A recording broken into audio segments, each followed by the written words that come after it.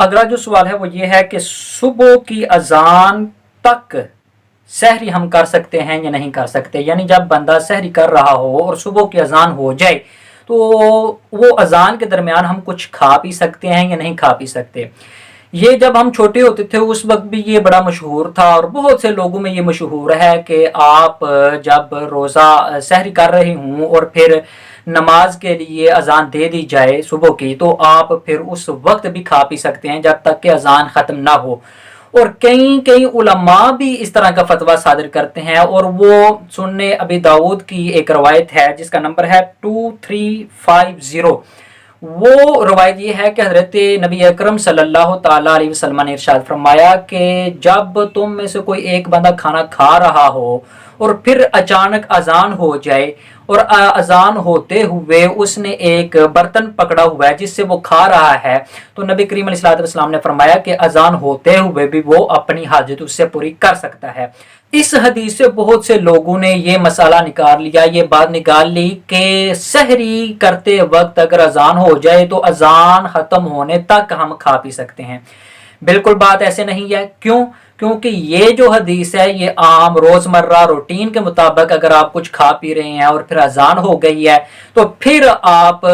वो चीज़ जो बर्तन आपने पकड़ा हुआ है वो खा पी लें, फिर आप नमाज की तरफ चले जाएं। ये उसके बाबत है, उसके बारे में है, ना कि माह रमज़ान में जब आप सहरी कर रहे हों और फजर की अजान हो जाए तो उस वक्त उसके बारे में है। क्यों? क्योंकि सही मुस्लिम की ये रवायत है कि नबी करीम अलैहि वसल्लम इरशाद फरमाते हैं कि हज़रत बिलाल रज़ी अल्लाह ताला अन्हु जब अजान दे तो तुम खा पी लिया करो, क्योंकि वो जो अजान देते हैं वो फजर की अजान नहीं देते उस वक्त, बल्कि वो इसलिए अजान देते हैं ताकि जो सोया हुआ है वो जाग जाए और जो रात को क़याम कर रहा है वो अपनी जगह की तरफ पलट आए और सहरी वगैरह करें। लेकिन जब हजरत अब्दुल्ला इब्ने उम्मे मकतूम रज़ी अल्लाह ताला अन्हु वो अजान दें तो उस वक्त तुम सहरी वगैरह से रुक जाओ, कुछ भी खाया पिया ना करो, क्योंकि हजरत अब्दुल्ला इब्ने मकतूम रज़ी अल्लाह ताला अन्हु जो अजान देते थे वो फजर की अजान देते थे।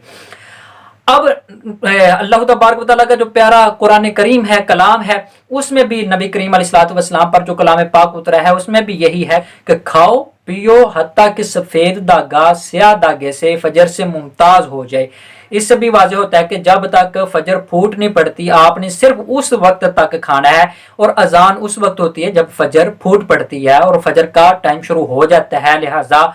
जब अजान हो रही हो तो अजान होते तक ही आप जो कुछ खा सकते थे खा लिया, अब आप नहीं खाएंगे अगर आपने रोज़ा रखना है तो।